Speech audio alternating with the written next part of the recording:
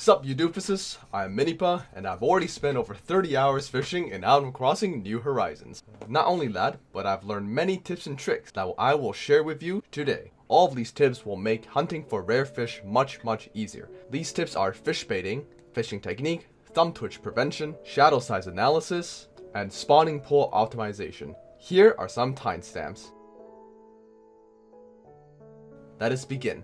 Okay, so the first point I want to bring up is the usage of fish bait. Some of you already know, but for those of you that don't, fish bait is extremely useful for fish that has a very restricted spawning area. These fish include, but are not limited to, the blue marlin at a pier, the stringfish at cliff-top rivers, the gar in ponds, and the sturgeon at river mouths. What fishing bait does is that it artificially spawns a shadow, so instead of running back and forth the map hoping for a spawn, it will guarantee that a fish will spawn in front of you. Fish bait can be made from Manila clams, which can be dug up when you encounter these black circles that spit out water when you pass them. The moment you dig your first Manila clam, you will automatically learn the recipe for the fishing bait. Fishing bait can be made by any workbench. Now, for the fishing technique, many of you have difficulty getting the cast master, which is to fish 100 fish in a row without letting one go. For some, it's because you don't really have a fast reaction time, so sometimes the fish escapes. For others, it's because your thumb randomly twitches on the controller and you accidentally press A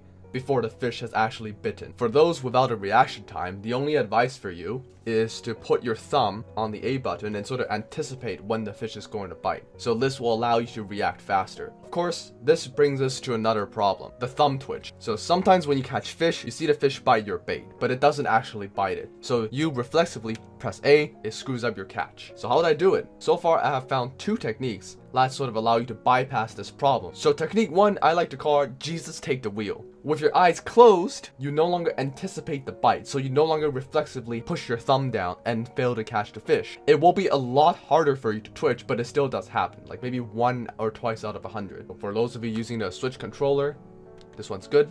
The vibrations are necessary because when your eyes are closed, all you feel are the vibrations when the fish actually bite your bait. The vibrations for the fake bites are barely noticeable, so you won't reflexively press your thumb down. However, for the real bite, your controller will vibrate a lot more aggressively, meaning you will be able to prevent the thumb twitch, but at the cost of slightly slower reaction time. Second technique, so with your eyes open this time, the thumbs up method is exactly what it says. When the fish actually bites your bait, you will lift up your thumb like this. So when you twitch, you reflexively twitch your thumb, you don't press A. When the fish actually bites your bait, you press it. So reaction time barely changes, and I will say it doesn't really change at all. But it does prevent your thumb from twitch catching the fish and you letting the rare fish go away. Remember, both of these methods took practice. I didn't get it right away either. I probably fished for maybe about 1 to 2 more hours before I got the hang of it and actually managed to get the cast master. So that's how you know it actually works. The most important part is to steady your breathing.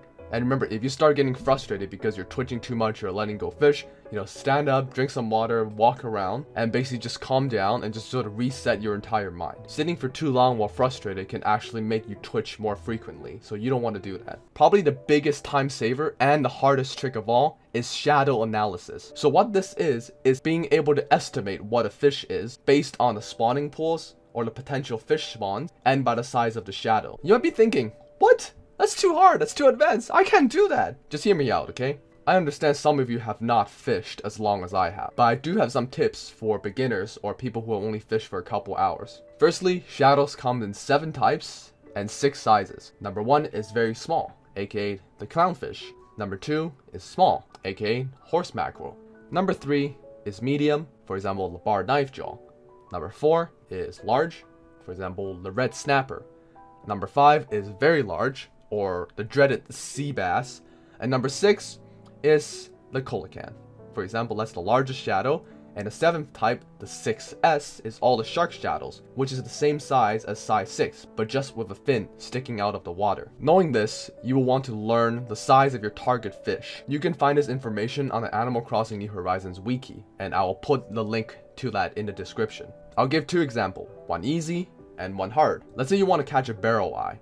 And according to the wiki, the barrel eye is a size 2 fish. If we refer back to the chart, then we can easily avoid all the sea bass the olive flounder, la manta ray, and generally any other fish that's significantly larger than a size 2 shadow. Have you guys caught a horse mackerel before? It's one of the most common fishes in the sea and also has a size 2 shadow. So if you remember how big that shadow is, that's the shadow you want to aim for if you're catching a barrel eye. Remember, if you aren't confident with your decision, just catch the fish. At worst, you will just have to throw the fish that isn't rare away. Like, you're not losing anything.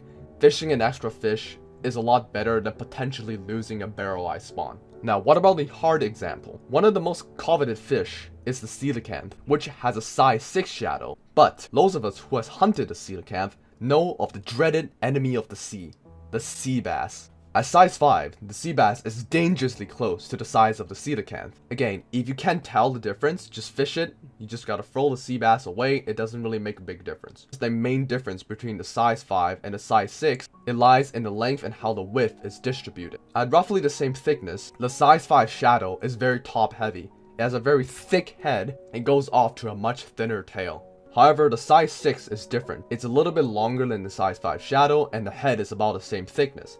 But the body is a lot thicker compared to the size 5, and the girth is evenly distributed towards its entire length. These tips and tricks should help you avoid, let's say, visible and easily noticeable differences. Now, last but not least, we have the spawning pools. Now, before we get to that, we actually have to mention the fundamentals. Spawning times. I'll be making separate guide videos of individual rare fish, where I actually recommend the best time, the best place, and the best areas to actually catch the fish, and I'll put the playlist in the description. Spawning times is important because you don't want to spend days trying to catch a fish just to find out that it doesn't spawn. All the spawning times and locations for the fish can be found in Animal Crossing New Horizons Fish Wiki part. Make sure to look at the correct hemisphere. Let's say you want to fish for the stringfish, which is another one of the rarest fish in the game, going for 15,000 bells. In the southern hemisphere, it can only be caught from June to September. However, you mistakenly looked at the northern hemisphere and thought you could catch it in March. So you basically spend hours and hours of your time spamming fish bait into the cliff top and you gain nothing. Just remember, always make sure to check the fish you're trying to catch spawns in your month and at the time you're fishing. The stringfish only spawns from 4 p.m. to 9 a.m. in the morning. This means even if you are in the northern hemisphere, if you are fishing at like 10 in the morning, you will never be able to catch the stringfish. Anyways, knowing this, we can now start on a spawning pool. A spawning pool is the list of possible fish that can spawn at a particular location and time. Some of these intersect with others, such as with the pier and the ocean. So pier fish cannot spawn in the ocean, but ocean fish can spawn at the pier. Let's say we want to catch the blue marlin, which is another rare fish, and it can only be caught at a pier. For the example, we're going to say that we're fishing in the southern hemisphere. First, you want to check the chart. Second, we want to check the correct hemisphere. Aha! The chart says the blue marlin spawns all day and at the pier. This means we won't be able to catch it. Instead of just randomly starting to fish, let us refer back to the chart on the other fish. There are 26 possible fishes that can spawn for the southern hemisphere in March. However, if we fish before 4 p.m. on a sunny day, we can cut the possible fishes from 26 to 22. So this allows us to avoid the coelacanth, the saw shark, the great white shark, as well as the hammerhead shark. Now you might be thinking, wait, those are rare fish too. Well, this is basically just theory that cuts as many other fish possible out. You want to use the same technique, and it's just assuming that you only want the blue marlin. And this is how you get the best possible results. The last step is to combine all the previous techniques. We now know to fish before 4 p.m. for the best chances. We can chase away the smaller shadows because we know the blue marlin is size 6. So there's no point trying to catch a size 3, 4, or a 5. This will allow us to speed up the fishing process. And because we are spamming fish bait around the pier, we can speed up the process even more. Using the fishing technique to prevent thumb twitching, I was able to catch this blue marlin successfully. And eventually you will get better and better results. Just like with anything. Feel free to ask any questions about fishing in the comments. And thank you guys for watching. Praise the Frank! Like, subscribe, hit the bell, and comment for a chance to win 12 million tons of Draenol. Peace!